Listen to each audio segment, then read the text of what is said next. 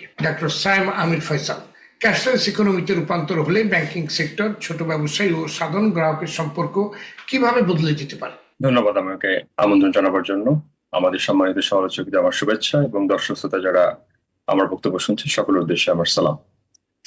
বর্তমানে আমাদের বাংলাদেশের যে সামষ্টিক অর্থনীতি যেটা রয়েছে, এখন আপনি কিছুদিন আগে আপনি অবগত আছেন যে বাংলাদেশে প্রায় আপনার 16,57,00,000 ব্যাংকিং অ্যাকাউন্ট বর্তমানে বাংলাদেশে রয়েছে। এর ভিতরে আপনার আমানতকৃত অর্থ রয়েছে প্রায় 19,00,00,000 টাকা, অর্থাৎ প্রায় আপনার 170 বিলিয়ন মার্কিন ডলারের কাছাকাছি। এমন একটি বাস্তবতায় আমাদের এটাও বিবেচনা আনতে হবে, বাংলাদেশে আজকে বর্তমানে 9 থেকে 9.5 কোটি মানুষ যাদের ব্যাংক অ্যাকাউন্ট রয়েছে, সেখানে ডিপোজিট মাত্র আপনার 5,000 টাকার নিচে রয়েছে প্রায় 9.5 কোটি মানুষের আপনার ব্যাংকিং অ্যাকাউন্টে ডিপোজিট। এখানে যে বর্তমানে যে ব্যাংকিং সেক্টরটা আমরা বর্তমানে দেখতে পাচ্ছি, আপনি এমএফএস বাদ দিয়ে যদি আপনি চিন্তা করেন, মানুষের আমানত, মানুষের সঞ্চয়, আমার ফরিদপুর জেলাতে যেখানে 30 লক্ষ মানুষ রয়েছে, আপনি গড়ে একটা হাউস হোল্ডের আপনার সেভিংস ডিপোজিট বর্তমানে রয়েছে মাত্র 60 থেকে 70 হাজার টাকা। এমন একটি অস্বাভাবিক বাস্তবতা আমাদের মনে রাখতে হবে। বাংলাদেশের যে করনীতি নিয়ে মাত্র আমাদের একজন সমালোচক সুন্দর একটি কথা বললো, আমরা যেভাবে করের হার যেভাবে আমরা বৃদ্ধি করছি, তার উপরে আপনি টার্নওভার ট্যাক্স দিচ্ছেন, তারপর আপনি ভিএটি দিচ্ছেন। এখন কথা হচ্ছে আপনার রাজস্ব লক্ষ্যমাত্রা আপনার অবশ্যই থাকবে যে 4.5 লক্ষ কোটি টাকা, 5 লক্ষ কোটি টাকা আপনার বাজেটের আকার প্রতি বছর আমরা দেখেছি বিগত 15 বছরে বেড়ে যেতে, বর্তমানেও আমরা দেখছি 8 লক্ষ কোটি টাকার ঊর্ধ্বে আমাদের বর্তমান বাজেট ব্যবস্থা হয়ে যাচ্ছে।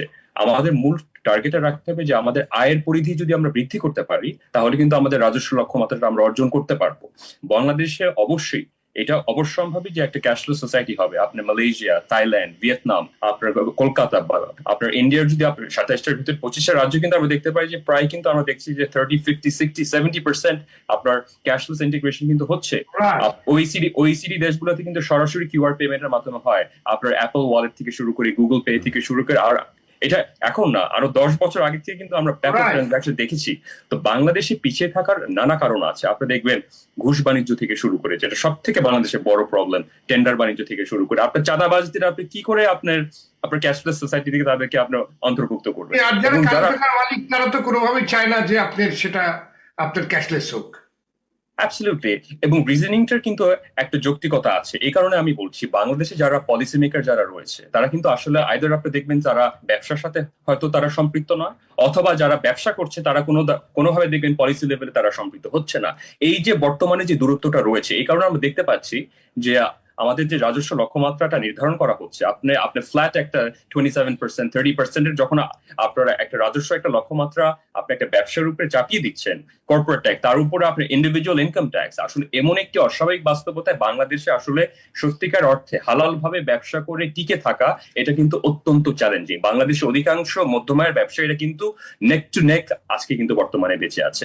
আপনি মুদির দোকানে একজন ব্যবসায়ী, আমি ব্যক্তিগতভাবে চিনি, তার দোকানে এসে কিন্তু পর্যন্ত তার মুনাফা হচ্ছে 25,000 থেকে 30,000 টাকা পার মান্থ। তার থেকে কিন্তু চাঁদা দাবি করা হচ্ছে 10 থেকে 12,000 টাকা। তার উপরে যদি আপনি ব্যক্তি ট্যাক্স আরোপ করেন, তার উপরে যদি আপনি কর্পোরেট ট্যাক্স আরোপ করেন, সে কিভাবে বাঁচবে, তার পরিবারকে কি করে দেয় সে বাঁচিয়ে রাখবে?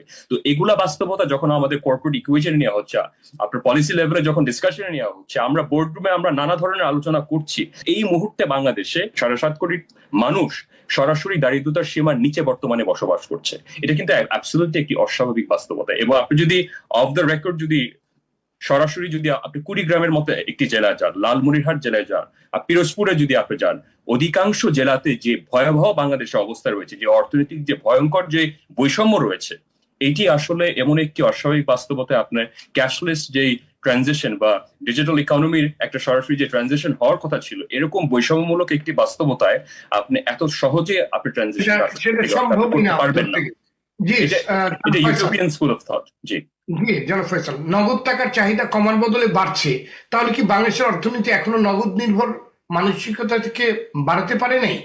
বাধাটা আসলে কোথায় বলে আপনি মনে করেন? না, বাধাটা আমি বললাম যে নানা কারণেই রয়েছে। দেখেন, ট্যাক্সের একটা বড় ফ্যাক্টর রয়েছে।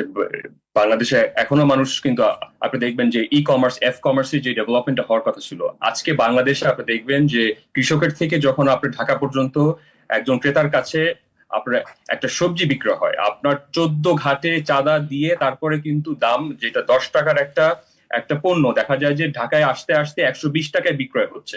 আপনি যদি অ্যাগ্রি কমার্সের মাধ্যমে যদি ই কমার্স যদি আপনি বাস্তবায়ন করতে পারতেন, সরাসরি কৃষক থেকে যদি ক্রেতার কাছে আপনি পণ্যটি পৌঁছে দিতে পারতেন, এই ধরনের যে মিডলম্যান সেগুলো কিন্তু আপনি ব্রিজ করার একটি সম্ভাবনা ছিল।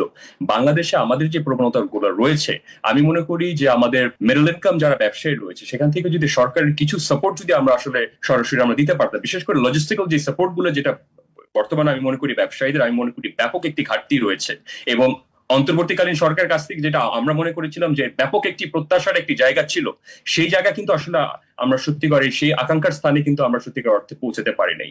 তারপরে করের যে আহরণের যে টার্গেট, সেই অবাস্তব কিছু টার্গেট যখন আপনার মধ্যমের ব্যবসায়ীদের উপরে আপনি চাপিয়ে দিচ্ছেন, এই লক্ষ্যমাত্রা আসলে অর্জন করা কিন্তু অত্যন্ত চ্যালেঞ্জিং হয়ে দাঁড়ায়। তো তো সামষ্টিক বিষয় অবশ্যই আমি মনে করি যে পলিসিগতভাবে আমাদের কিছু পরিবর্তন আনা উচিত। আবার একই সাথে আমি মনে করি আমাদের আমাদের পুল অফ কালেকশন, যে আমাদের মাত্র ট্যাক্স পেয়ার কিন্তু এখনো কিন্তু মাত্র 40 লাখ ট্যাক্স পেয়ার রয়েছে, মানে রেগুলারাইজ যারা মানে করদাতা বর্তমানে রয়েছে, এই বাস্কেটটাকে যদি আপনি আরো বড় করতে পারেন, এই জালটাকে যদি আরো সম্প্রসারিত করতে চান, আপনি এত এত এত হাই কর্পোরেট ট্যাক্স রেট, এত হাই ইন্ডিভিজুয়াল ট্যাক্স রেট রেখে একটা ডেভেলপিং ইকোনমিতে, একটা ইম্পভারিশড একটা ইকোনমিতে আপনি কোনো সময় এটা সাস্টেইন করতে পারবেন না। এটা আমার ব্যক্তি অভিমত। খুবই বাস্তবিক কথা বলেছেন, কারণ আমাদের করাপশন এবং সবকিছু এত বেশি, এইসব রেখে আপনি ট্যাক্সের পরিমাণ বাড়াই দিচ্ছেন। আসলে ট্যাক্সের পরিমাণ কমায় বরং করাপশন কমাতে হবে। কারণ আপনি দুইটা সাংঘর্ষিক, এভাবে কোনোভাবেই আমরা আসলে গোলে পৌঁছাতে পারবো না। ধন্যবাদ আপনাকে, জনাব আরফান আলী।